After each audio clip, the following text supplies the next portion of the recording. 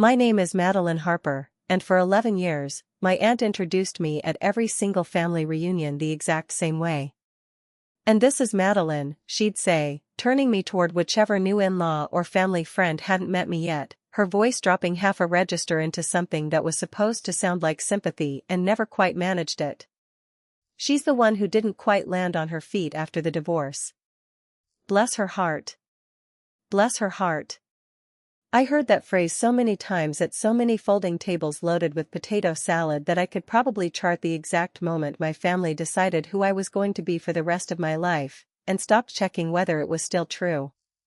It happened at a 4th of July picnic 9 years ago, back when I was sleeping on a friend's pull-out couch with 2 suitcases and a job answering phones for a payroll company, and it never once got updated after that, not even as the years passed and the facts on the ground changed completely underneath it. This past May, I stood in the exact same backyard, behind the exact same folding tables, and listened to my cousin's new husband get the exact same introduction. That's Madeline, she's had a rough go of it, while the paperwork finalizing my controlling stake in my family's own manufacturing company sat signed and notarized in a leather folder in the trunk of my car, 40 feet away, close enough that I could have walked out to get it in under a minute. I didn't walk out to get it. Not yet. I stood there instead, holding a plastic cup of lemonade, and let my uncle's brand new son-in-law shake my hand with exactly the amount of polite indifference you'd extend to someone's slightly sad tag-along relative, and I smiled, and I said it was nice to meet him too. Because I had learned a long time ago that the moment you correct people who've already decided who you are, you lose all the leverage of being underestimated, and underestimated, it turns out, is the single most useful thing a person can be in a room full of people who stopped paying attention to you a decade ago. What none of them knew yet, standing in that backyard with paper plates sagging under potato salad, was that the family business they'd spent 3 generations treating like a birthright, the business that had quietly decided, for different times over 11 years, that I wasn't worth a phone call, a job offer, or a single dollar of investment, was now, as of a Tuesday morning 2 weeks earlier, legally and permanently mine. Welcome back to Calm Stories Time, where the people written off as the family disappointment are so often the ones quietly building something nobody saw coming. If you've ever been handed a label at a family gathering and watched it outlive every single fact that used to justify it, stay with me all the way to the end, because you already know exactly the kind of tired I'm talking about. And if any part of this starts to sound familiar, drop a comment and tell me, because I read every single one. Let me back up, because you should understand exactly how a family builds a story like that about a person, one small dismissal at a time, before I tell you how I finally took it apart. It doesn't happen in a single cruel sentence, the way you might expect. It happens in 100 small, forgettable ones, delivered so casually that nobody involved would ever think to call it cruelty at all, a raised eyebrow here, a lowered voice there, a joke that gets repeated so many times across so many years that it stops sounding like an opinion and starts sounding like a fact everyone simply agreed on a long time ago. I'm 41 years old now, and the company at the center of all of this is called Harper Fabrication, a mid-sized precision metal manufacturer just outside Scranton that my grandfather started in a rented garage in 1962 with a single stamping press and a line of credit he'd talked his brother-in-law into co-signing. By the time I was a kid, it had grown into something the whole extended family treated like a cathedral, 300 employees, a fleet of delivery trucks with our name stenciled on the side, and a waiting list of local high school graduates who wanted in because a job at Brennan meant you'd made it in that town. My father, Brian, was the second of Walter's 4 children, and the only one who never worked a single day inside those walls. He fell in love with a schoolteacher named Judith instead of the family trade, moved us 2 hours away so he could coach high school football and grade papers, and in doing so, quietly wrote himself and his entire branch of the family out of the story the rest of them told about who Harper Fabrication actually belonged to. I was that branch's only child. Which meant, in the particular arithmetic every family runs on whether they admit it or not, I started out as a rounding error in a business that 3 of my cousins had been groomed for since middle school. My Uncle Gregory ran the plant floor. My Uncle Brian ran sales and half believed he'd invented the concept of a handshake.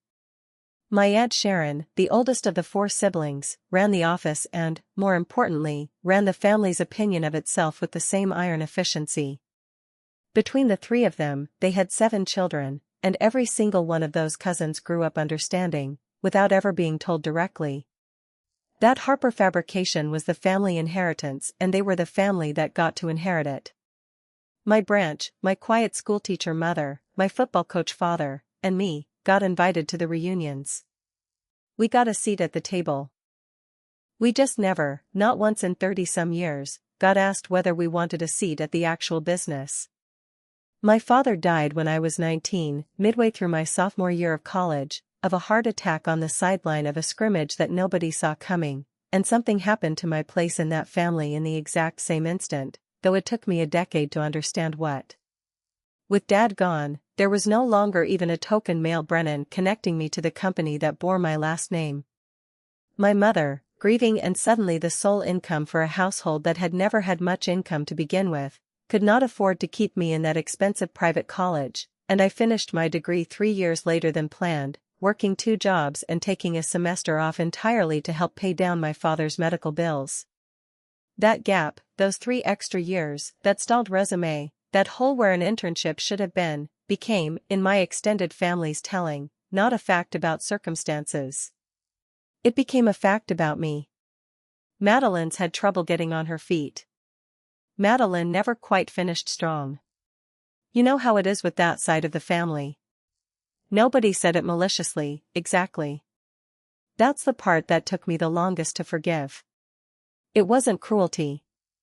It was laziness, the laziness of people who found one simple story and never once bothered updating it against new information, because updating it would have cost them something they weren't willing to pay, which was the discomfort of admitting they'd underestimated somebody for over a decade.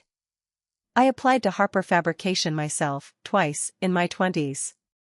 Not out of some deep love for precision metal stamping, but because it was the family business, and some stubborn part of me still believed that showing up and doing the work would eventually be enough to rewrite the story. The first time, at 24, fresh out of college with an accounting degree and genuinely qualified for the entry-level bookkeeping role I'd applied for, my Aunt Sharon took the resume, told me she'd pass it along, and then gave the job to a family friend's daughter instead, explaining to my mother afterward that she just didn't think office work was really my speed, given everything I'd been through. The second time, at 29, with 4 years of real accounting experience under my belt at a regional bank, I asked my Uncle Brian directly, at Thanksgiving, whether there was any room for me on the finance side as the company grew. He laughed, not cruelly, just easily, the way you laugh at a child who said something charmingly out of her depth, and told me the finance seat was going to my cousin Brian's fiancée, who'd just finished her MBA, and that I should really focus on getting myself more settled before I went taking on something that stressful. I said, sure, that made sense. I went back to my seat at the kids' table, even though I was 29 years old, because at every single Brennan family gathering, there was still a kids' table, and I had never once, not one time in my entire adult life, been moved off it. I remember the drive home from that Thanksgiving with a clarity I've come to recognize as the exact feeling of a decision arriving before I'd consciously made it. My mother asked me, somewhere around the second hour of empty interstate, whether I was upset. I told her I wasn't, and I was lying, and she knew I was lying, and she let me keep the lie anyway because that's the particular kindness my mother has always specialized in. What I actually felt, underneath the hurt, was something colder and more useful, though I didn't have the language for it yet at 29. I felt the specific, clarifying anger of a person who has just understood, all at once, that the door she'd been quietly knocking on for years was never going to open from the inside, no matter how politely she knocked, because the people holding it shut weren't actually evaluating her qualifications at all. They were just protecting a story they already found comfortable, and no amount of competence on my part was ever going to be allowed to compete with a story that easy to keep telling. That was the moment, if I'm honest with you, that something in me finally stopped trying to earn my way back into a story that had already been written without me. I stopped applying. I stopped asking. And I started building something they weren't watching closely enough to notice. I left the regional bank at 30 and took a job nobody at my family reunions would have found impressive enough to mention, an analyst position at a small private equity firm in Philadelphia that specialized in acquiring exactly the kind of business my family ran, aging, family-owned manufacturers whose founders were nearing retirement with no clean succession plan in place. I didn't take that job because of some elaborate long game. I took it because it paid better than the bank and the commute was shorter. But something about the work grabbed me almost immediately, in a way banking never had. I spent my days reading the financial guts of companies just like Harper Fabrication, companies built by a single stubborn founder in the 60s or 70s, run for decades on instinct and loyalty rather than modern systems, and now sitting on a slow-motion collision course with a generation of heirs who either didn't want the business or weren't equipped to run it. I got good at spotting the specific signature of a family company quietly bleeding out from the inside, aging equipment nobody wanted to spend the capital to replace, key customer contracts that lived entirely in one aging manager's head instead of in any actual system. Family members drawing salaries wildly out of proportion to the actual value they added, and a founder's generation retiring or dying off faster than anyone in the family wanted to admit out loud. I climbed the way people climb when nobody's watching and nobody's rooting for them, which is to say, slowly and then all at once. Analyst to associate to senior associate. I got my CFA the same year I turned 32, studying for it in the evenings after 12-hour days, because a piece of paper with letters after your name is the one form of credibility nobody can dismiss as sentiment or luck, and I had learned by then exactly how much my family valued things that could be waved away as sentiment or luck. I moved to a bigger firm, then a bigger one still, and by the time I was 36 I was a principal at a fund with just under $2 billion under management, specializing specifically in the kind of small industrial manufacturers that Wall Street considered too boring and too small to bother with, and that I understood in my bones because I'd grown up standing just outside the door of exactly one of them. Colleagues used to ask me, in the early years, why I gravitated so hard toward these unglamorous little manufacturing deals when I could have chased flashier sectors with better dinner party names attached. I never told them the real answer. The real answer was that every single one of those companies, the tool and die shops, the injection molders, the sheet metal fabricators scattered across small towns from Ohio to upstate New York, was, in some essential way, a version of the one business I'd never been allowed inside of. And understanding them, one deal at a time, felt like understanding something about my own family that they'd never once bothered explaining to me directly. I never talked about Harper Fabrication at work. It felt like admitting to a wound I hadn't finished healing from. And I certainly never talked about work at Brennan family gatherings, because somewhere around my early 30s I noticed something that changed the entire shape of my strategy without me even fully deciding to adopt one. The less I said about my actual life, the more comfortable my family became filling in the blanks with the same tired story they'd always told, and the more freely they talked in front of me about things they would never have said in front of anyone they considered a threat. Our fund's whole approach, the thing that made us good at what we did, was patience most bigger firms didn't have the discipline for. We'd identify a company years before it ever officially went up for sale, build a relationship with the founders through their local bankers and accountants, and simply wait, sometimes for years, until the succession crisis that was always visible from the outside finally became undeniable from the inside too. I got unusually good at that particular kind of waiting, and I never once let myself examine too closely why patience like that came so naturally to me. I heard, at a Christmas gathering when I was 33, that Uncle Gregory's back was finally giving out on him after 40 years on that plant floor and he was quietly looking at retirement dates. I heard, at a reunion the following summer, that Uncle Brian's health had scared everyone badly the previous winter and that the family was starting to have very careful, very early conversations about what happens to the business when the second generation ages out entirely. I heard, at my cousin Brian's wedding, his new wife, the one who'd gotten the finance job I'd asked for, complain, 2 glasses of wine deep, that the company's books were still half kept on a system from the 90s and that nobody with any real financial sophistication had ever been allowed near the actual strategy. Because Walter's kids trusted family loyalty over financial expertise every single time those two things came into conflict. I filed every single one of those conversations away, the exact same way I filed away every line item on every deal my fund ever looked at, because that's what 11 years of professional discipline had trained me to do without even having to think about it anymore. And underneath all of it, quietly, I started building a personal position. Not at the company, nothing so obvious, nothing anyone in my family could have traced back to me even if they'd been looking, which they weren't.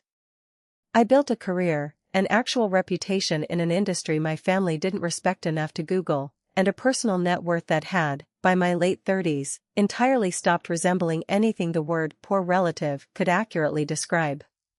I bought a condo in a good part of Philadelphia in cash at 38. I kept driving the same 7-year-old Honda to every single family reunion, because a car is the single easiest thing in the world for a family to read as evidence, and I had absolutely no interest yet in giving them anything to read. I let them keep believing whatever was easiest for them to believe. It cost me nothing. And it bought me the one thing that turns out to matter most in every negotiation I've ever run, in my professional life or in my own family, the element of being completely, totally underestimated by the people sitting across the table from me. 2 years ago, Uncle Gregory's back finally forced the issue. He needed surgery, then recovery. Then a hard conversation with Uncle Brian and Aunt Sharon about what came next for a business none of the second generation had the energy or the health left to keep running for another decade. Their kids, my cousins, the ones who'd grown up assuming Harper Fabrication would simply arrive in their laps someday like a family heirloom, turned out, once the actual conversation started, to want almost none of it. My cousin Brian had built his own career in software and had zero interest in learning precision metal stamping from scratch. My cousin Mildred was a pediatrician 3 states away. Only my cousin Nathan showed any real interest in running the plant, and even he, by his own family's private admission, didn't have anywhere close to the financial or strategic chops the business actually needed to survive its next 20 years intact. The family started quietly exploring a sale. And nobody, not one single person in that entire extended family, thought to mention any of it to me, even as an afterthought, even as a courtesy, even though my last name was on the building. I found out about the sale process almost by accident, and almost 8 months after it had already begun. My fund's deal sourcing team had flagged a mid-sized precision manufacturer outside Scranton as a potential acquisition target, a family-owned business, generational succession issue, engaged an investment bank to explore a sale 6 months earlier, currently in the second round of a formal process with 3 interested buyers. I read the teaser memo on a Tuesday morning in my office with a cup of coffee going cold at my elbow, and I got about 4 lines into the company description. Founded 1962, precision metal fabrication and stamping, 310 employees, family controlled through 3 generations. Before my stomach dropped straight through the floor and I had to set the memo down and just breathe for a full minute. I already knew, before I even reached the redacted company name on page 2, exactly whose business I was looking at. I remember closing my office door that Tuesday morning and standing at the window for a long time, looking down at the traffic on Market Street, running through every version of what happens next that I could imagine. There was a version where I simply recused myself from anything touching that deal, said nothing further, and let the sale close without ever once revealing that I'd known. There was a version where I called my mother immediately and asked her what she thought I should do, though some part of me already suspected that question wasn't really mine to hand off to somebody else. And there was a version, the one I kept circling back to no matter how many times I tried to talk myself out of it, where I did the one thing my family had never once done for me across 11 years of reunions and job applications and quiet dismissals, where I actually paid close, careful attention to a set of facts before deciding what story to tell about them. I sat with that knowledge alone in my office for 2 full days before I told a single person at my fund. It is, professionally, an enormously complicated thing to disclose, a personal, undisclosed family connection to a target company already 3 months into a live acquisition process, and I understood immediately that handling it wrong could end my career and definitely would end whatever relationship I still had left with my family. I called our general counsel first, not my managing partner, and laid the entire thing out plainly. The company was my family's business, I had a personal relationship with the sellers, and I needed to know exactly what disclosure and conflict of interest procedures applied before I did one single thing more. That conversation, more than any other single moment in this entire story, is the reason any of what happened next was even possible. I did it by the book, completely. From the very first hour I understood what I was looking at. I disclosed the relationship formally, in writing, to my managing partner and our compliance team. I was walled off from any direct negotiation role. And an entirely separate deal team, one I had zero communication with about the specifics of the negotiation, took over point on the acquisition, with me limited strictly to providing general industry and sector context that any outside consultant with manufacturing expertise could have provided just as easily. What I did allow myself to do, because our compliance team explicitly cleared it, given that my personal capital was going into the fund's broader investment vehicle rather than into a side deal I controlled myself, was significantly increase my personal co-investment stake in that particular fund vehicle before the deal closed. I want to be completely honest with you about the ethics of that decision, because I've turned it over in my own head more times than I can count. I wasn't buying Harper Fabrication with some secret slush fund. I was increasing my ownership percentage inside a legitimate, professionally managed fund that happened, through an entirely separate and properly walled-off deal team, to be in the process of acquiring my family's company. By the time the deal closed, my personal capital represented the single largest individual limited partner stake in that specific fund vehicle, out of dozens of investors. Which meant that when Harper Fabrication's sale finally closed, for a price, incidentally, that was almost exactly a third lower than the company would have been worth if the second-generation Brennans had modernized their systems and diversified their customer base even 5 years earlier, I personally held, through my stake in the fund, effective controlling economic interest in the business my family had spent 3 generations building and never once considered building space for me inside of. My Aunt Sharon called my mother, not me, the week the deal closed, to share the wonderful news that the family had found a buyer who was going to really invest in modernizing the plant and keep everybody's jobs safe. She described the buyer, secondhand, through my mother, in exactly the vague, respectful terms an investment bank uses in a closing memo, a growth-oriented private equity partner with deep experience in industrial manufacturing, committed to preserving the company's culture and workforce. My mother, who by then had known the truth for exactly 4 days because I'd finally told her myself, sat on that phone call and said nothing except that it sounded like wonderful news indeed, and then called me the second she hung up, half laughing and half in tears, to ask me how in the world I was going to sit through the next family reunion with a straight face. I told her I honestly didn't know yet. But I knew I was going to try. The reunion landed 6 weeks after the deal closed, at Uncle Brian's place, the same backyard with the same folding tables that had hosted every Brennan family gathering for as long as I could remember, right down to the same faded string of patio lights Uncle Brian refused to replace out of some stubborn nostalgia I actually understood better than he probably realized. I drove up in the same 7-year-old Honda. I wore a plain sundress and sandals, nothing that would draw one single extra glance. I brought a fruit salad, because that's what I'd brought to every single one of these gatherings for a decade, and changing it now would have felt like tipping my hand for no reason at all. Aunt Sharon found me within the first 10 minutes, the way she always did, and delivered the introduction with the exact same practiced warmth she'd been perfecting for 11 straight years. "And this is Madeline," she said, angling me toward Nathan's new fiancée, a young woman named Rebecca Hayes who'd clearly been given the family's condensed version of everyone present before she ever set foot in that backyard. "She's had kind of a rough road of it, bless her heart, but we love having her."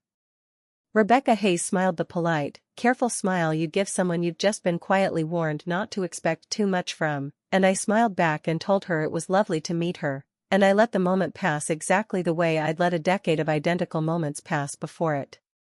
I found my cousin Brian by the drink cooler, the software engineer who'd wanted nothing to do with the plant, and made easy small talk about his kids for a few minutes before he mentioned, almost in passing, how relieved everyone was that the sale had finally gone through clean. "The new owner seems solid," he said, twisting the cap off a beer. "Some big fund out of Philly. Dad says they've already got a plan to update half the equipment on the floor." I asked him, as casually as I have ever asked anything in my entire professional life, whether anyone had actually met the new owners yet, face to face. He shrugged and said not really, everything had gone through the investment bankers and the lawyers, the way these things do, and the actual fund people had stayed pretty hands-off so far, which everybody actually appreciated, since nobody wanted some outsider showing up and making a big dramatic show of taking over. I told him that sounded like a smart way to handle a transition. And I meant it, every word, because it was exactly the plan I had personally signed off on 2 weeks earlier.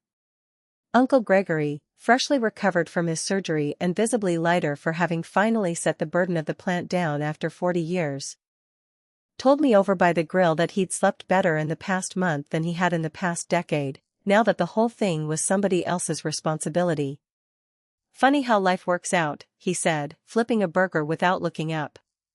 Your grandfather built that place with his bare hands, and now it belongs to a bunch of people in suits none of us have ever even met. Strange world. I told him it was a strange world indeed, and asked him, gently, whether that bothered him. He thought about it for a second, longer than I expected, and said, honestly? No. I just wanted to survive. I don't much care whose name is on the paperwork anymore, so long as those 300 people still have jobs next year. That answer, more than anything else that whole afternoon, softened something in me that I'd been carrying tight in my chest for 11 straight years, because it told me that whatever came next, at least one person in that family had never actually cared about the ownership itself, only about the people who depended on it. I filed that away too. My cousin Mildred, the pediatrician, cornered me by the fence line about 40 minutes in, holding a sleeping toddler against her shoulder and looking, for the first time in years, like she actually wanted to have a real conversation instead of a rehearsed one. She asked me, quietly, whether I ever regretted not pushing harder for a spot at the plant when we were younger, and I told her the honest truth, that I had for a long time, and that the regret had eventually curdled into something closer to gratitude, because every door that family closed on me had ended up pointing me toward a room I never would have found otherwise. She looked at me for a long moment, shifting the sleeping weight of her son against her shoulder, and said, You know, none of us ever actually decided you weren't capable, right? We just never really thought about you at all. That's almost worse, when I say it out loud like that. I told her she wasn't wrong, and that I'd come to the exact same conclusion myself, slowly, over about a decade. She didn't know yet what I was carrying in the trunk of my car. Nobody did. But something about her honesty in that moment, unprompted and unguarded, made me gentler than I might otherwise have been about what came next. It was Aunt Sharon, an hour later, standing by the dessert table with a glass of white wine in hand, who finally handed me the exact opening I'd been quietly waiting 6 weeks for, without having any idea she was doing it.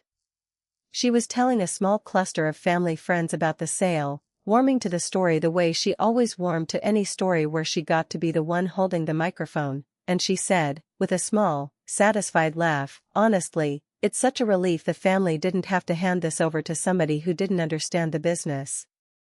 At least these fund people clearly know exactly what they're doing. Real professionals. Not like poor Madeline over there, and she gestured toward me with her wine glass, laughing lightly, the same casual, careless laugh she'd been aiming at me for over a decade. Bless her heart, she'd have been completely lost trying to run something like this. The whole cluster of people laughed, warm and easy, the way you laugh at a joke that's been told so many times it stopped feeling like it's actually about a real person anymore. I set my plastic cup down on the dessert table, next to a plate of my own fruit salad that nobody had touched, and I said, quietly enough that only the people standing closest to us actually heard it at first, actually, Aunt Sharon, I think I understand the business a little better than you might expect. The laughter died down slower than the silence that replaced it, the way a wave takes a second to fully pull back off the sand. Aunt Sharon tilted her head at me, still smiling, still assuming I'd said something small and forgettable, the way everything I said in that backyard had always been small and forgettable to her. Oh, sweetheart, she said, I just meant, it's a complicated business. Nothing personal. I told her I knew she hadn't meant it personally. That was, in fact, the entire problem, and I'd finally understood it clearly enough to say so out loud. "You've never meant any of it personally," I said. "That's what took me so long to see. It was never really about me at all. It was just easier to keep telling the same story than to ever update it." A few more people had drifted into earshot by then: Uncle Brian, Uncle Gregory still holding his spatula, Brian and Rebecca Hayes, my mother standing a little apart with her arms crossed and an expression I recognized instantly as pride trying very hard to hold still. I asked Aunt Sharon whether she'd like to actually meet the fund's largest individual investor. She said, with the faint, indulgent confusion of someone humoring a tangent, that she supposed that would be nice someday, once things settled down. I told her things had already settled down, 6 weeks ago, and that the largest individual investor in the fund that now controlled Harper Fabrication was standing directly in front of her, holding a paper plate of deviled eggs. Nobody laughed that time. I walked out to my car while the entire backyard stood frozen behind me, not because I wanted the drama of it, though I won't pretend some small, tired part of me didn't enjoy exactly that much theater after 11 years of folding tables and kids' tables, and bless her hearts. I walked out because the leather folder in my trunk held the actual documentation, the fund's closing memorandum, the org chart showing controlling economic interest, my own name on the relevant capital account statement, and I had learned a long time ago in my professional life that the moment you make an extraordinary claim to a room full of skeptical people, you hand them the paper before you ask them to believe a single word out of your mouth. I came back into that backyard, set the folder down on the same dessert table my aunt's wine glass had just been resting on, and opened it so anyone who wanted to could read it for themselves. Uncle Brian read it first, his lips moving slightly the way they always had when he concentrated on a document he hadn't expected to be handed, and I watched 40 years of assumptions rearrange themselves behind his eyes in real time. He looked up at me once, halfway through, the way you look up at a person you suddenly realize you've never actually met before, despite having sat across the table from her at 40 consecutive Thanksgivings. Aunt Sharon read it next, twice, her wine glass set down and forgotten on the corner of the dessert table, and I watched her go from confused to disbelieving to something that looked almost like fear, the particular fear of a person realizing she has spent over a decade being cruel to someone who is now, by every measure that had ever mattered to her, more powerful than she is. Her hand, I noticed, had started to shake slightly against the paper, just enough to make the page tremble, and for one brief, uncomfortable second, I almost reached out to steady it for her, the way I would have steadied anyone else's hand in a moment of shock. I didn't. Some part of me still needed her to sit inside that particular discomfort for a little while longer, unassisted, the exact way I had sat inside mine for over a decade with nobody offering to steady anything at all. Uncle Gregory read at last, slowly. And then looked up at me, not with fear at all, but with something closer to relief. "Well," he said, setting the folder down gently, like it might bruise. "Guess I really did already tell you the truth back there at the grill. Didn't matter to me whose name was on the paperwork. Still doesn't. Long as my people keep their jobs." I told him that was exactly, precisely why his job was never once in question, no matter what happened next. Aunt Sharon finally found her voice, thin and unsteady in a way I had genuinely never once heard from her in my entire life. "This whole time," she said. "The whole sale process. You knew. You let us go through the whole thing without saying a word." I told her the truth, because I'd promised myself, driving up that morning, that whatever happened in that backyard, I was going to tell nothing but the plain, complete truth from start to finish. I explained the wall my compliance team had put up the moment I disclosed the relationship. I explained that I had zero role in negotiating the price, zero role in setting the terms, and that an entirely separate deal team had run the entire acquisition at arm's length specifically so that nothing about it could ever be called unfair to the family, and so that my own history with all of them could never taint the actual mechanics of a fair sale. "I didn't take anything from you," I said. "You sold this business to my fund at a fair market price, negotiated by people who've never met a single one of you, based on the actual financial condition of the company you built. The only thing that's different is that this time, when the paperwork got signed, my name was finally on the winning side of it instead of standing outside the door asking to be let in. Nobody moved for what felt like a very long time. Then Rebecca Hayes, of all people, the fiancé who'd barely known me for 2 hours, broke the silence first, in the plain, unguarded way people do when they haven't yet learned a family's careful, unspoken rules about which things get said out loud and which things just get quietly absorbed. "Wait," she said, looking around at everyone. "So this whole time, you all called her the poor relative, and she's actually the one who owns the company?" It wasn't an accusation, exactly. It was just a plain question, asked by someone standing far enough outside the family's old story to see the actual shape of it clearly for the very first time, the way, I realized, a stranger sometimes sees a thing that everyone inside a family has stopped being able to see at all. Aunt Sharon didn't answer her. She looked at me instead, and something in her face cracked open in a way I'd genuinely never seen in over 40 years of knowing her. "I need to say something," she said, and her voice had lost every ounce of the performance it usually carried. "And I need you to actually hear it, not just let me off easy the way you've been letting everybody off easy this whole conversation." I told her I was listening. "When your dad married your mom and moved you 2 hours away," she said, I was furious at him. Not because I didn't like Judith, I do. I was furious because he was the only one of us who ever got to leave. Gregory and Brian and I never had a choice. Dad needed us in that plant the second we were old enough to work, and by the time we were adults, the business needed us too much to ever let us go. Your father got to become a football coach. He got to fall in love with a schoolteacher and move away and build a whole life that had nothing to do with metal stamping.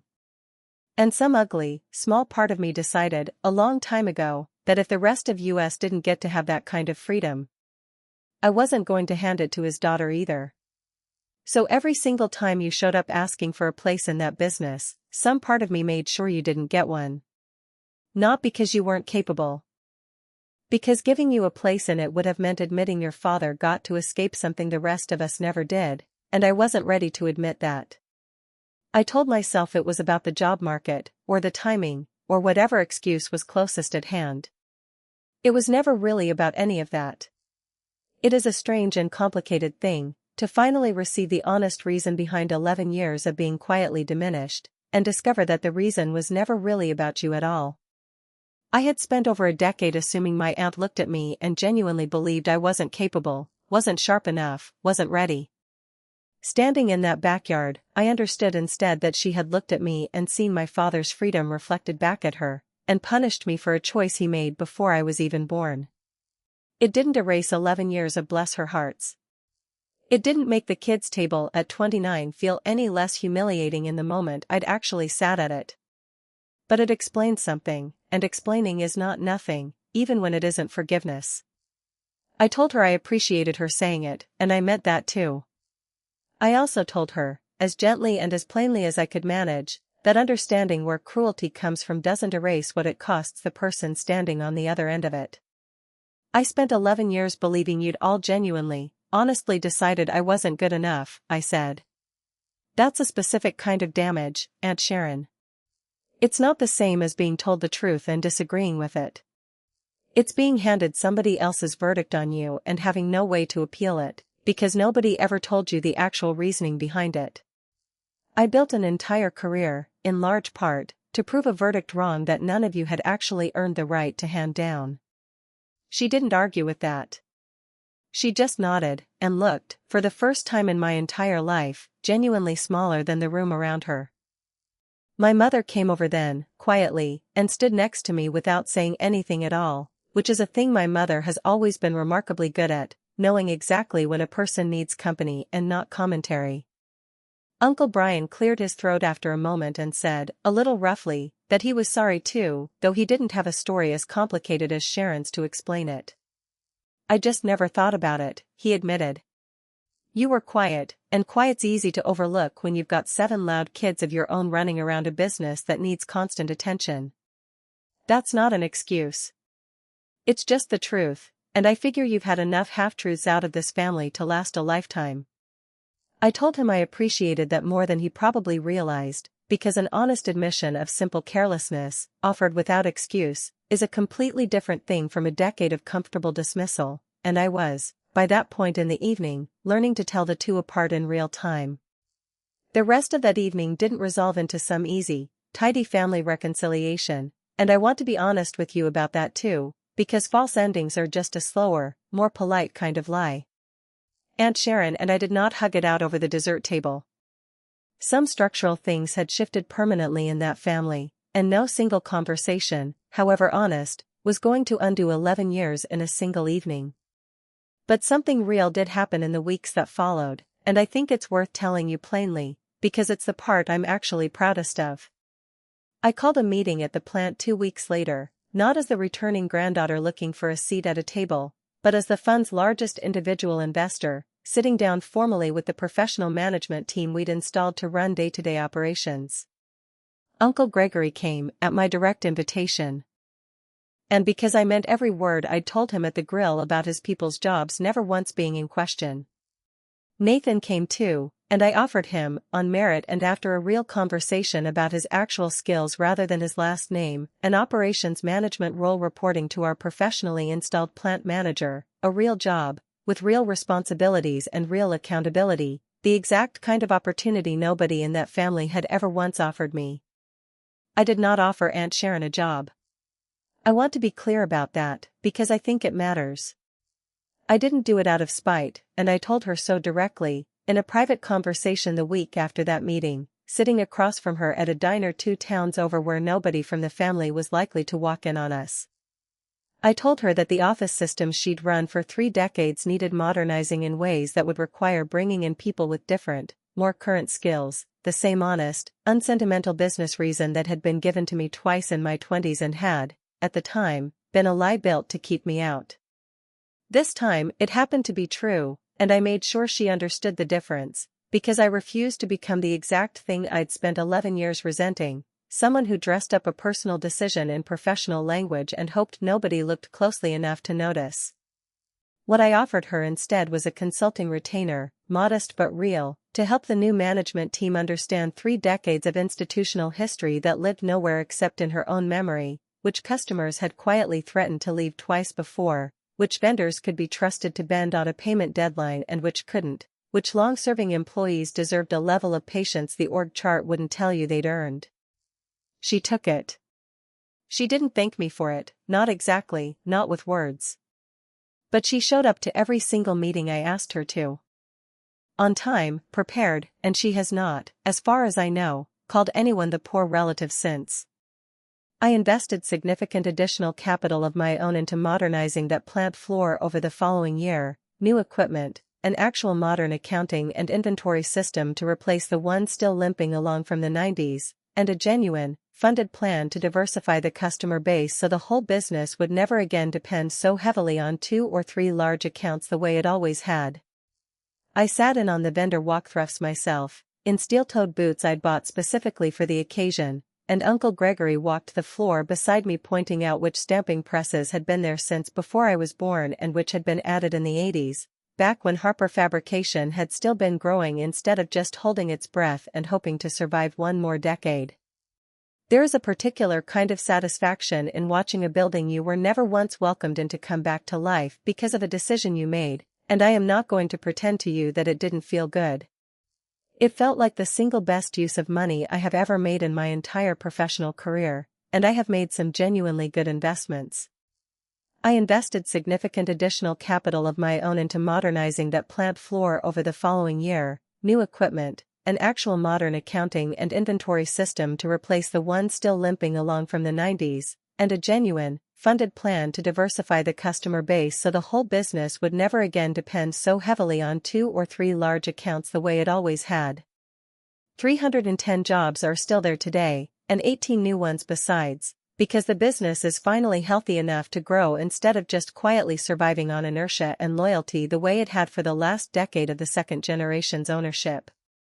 My mother came to the plant with me the first week the new equipment arrived, and stood on the same floor her husband had refused to work on 40 years earlier, and cried in a way I'd genuinely never seen her cry, not even at my father's funeral. He would have hated the politics of all this, she told me, watching a new stamping press get wheeled into place. But he would have loved watching you finally get let all the way inside. I told her I hadn't waited to be let in. I'd built a door of my own, in a completely different building, and then walked back through the one that had always been locked to find out I actually owned the whole house. The next Brennan family reunion happened this past July, back in the same backyard, under the same stubborn string of patio lights Uncle Brian still refused to replace. I brought the same fruit salad. I drove the same 7-year-old Honda, because some habits, it turns out, you keep not out of strategy anymore, but simply because you've grown to genuinely like your own quiet, unshowy life exactly the way it is. Aunt Sharon introduced me to a new family friend near the drink cooler within the first 15 minutes, and I watched her visibly catch herself, mid-sentence, the old, practiced words already halfway out of her mouth before she stopped, corrected course, and said instead, "This is my niece Madeline. She runs one of the largest manufacturing investment portfolios on the East Coast, and she also happens to own the company most of us have worked at our whole lives." It wasn't warm, exactly. There was still an edge of something unresolved underneath it, something that 11 years doesn't unwind in a single season no matter how honest the conversations get. But it was true, plainly and completely true, spoken out loud in front of people who mattered, and after over a decade of bless her hearts, true was more than enough for me to build on. Nathan found me by the grill, still slightly awkward in his new role but visibly more solid in himself than I'd ever seen him, and told me the new inventory system had already caught 2 supplier billing errors in its first month that would have gone completely unnoticed under the old spreadsheets. Uncle Gregory, sitting comfortably in a lawn chair with his bad back finally behaving itself, raised a glass of lemonade in my direction from across the yard, and didn't say anything at all, because at that point, between the two of us, nothing else really needed saying. Rebecca Hayes found me again too, near the end of the evening, without the toddler this time, and told me, a little shyly, that she'd been thinking about what she'd blurted out in front of everyone 6 weeks earlier, and hoped it hadn't made things harder for me in the moment. I told her it was the single most useful sentence anyone had said in that backyard in over a decade, because sometimes a family needs an outsider to just say the plain thing everyone inside has trained themselves not to notice out loud. She laughed, relieved, and told me Nathan had already warned her that the Brennans weren't exactly known for saying the plain thing. I told her that was, unfortunately, an entirely fair assessment, and that I was hoping to spend the next few decades quietly changing it, one folding table at a time. I sat down eventually at a folding table with my mother, my plate of fruit salad in front of me, the same backyard, the same patio lights, the same faces that had spent 11 years handing me a story I never once agreed to. But the table itself felt different now, not because anyone had rearranged the actual furniture, and not because 11 years can be undone by a single honest evening in a backyard. But because I finally understood something I wish I could hand directly to every single person who's ever been quietly written off by people who stopped paying attention to who they were actually becoming. The story other people tell about you only holds as much power as your own silence lends it. I let my family's version of me stand unchallenged for over a decade, not because I believed it, but because I didn't yet have the leverage to make correcting it worth the cost. And then, one Tuesday morning with a cold cup of coffee at my elbow, I did. If you've ever been the one written off at your own family's table, type the word "seen" in the comments below, because I promise you I read every single one of them. And if this story reminded you that quiet, overlooked people are so often building something nobody's watching closely enough to notice, share it with somebody who needs to hear it today, hit subscribe, and I will see you in the very next one.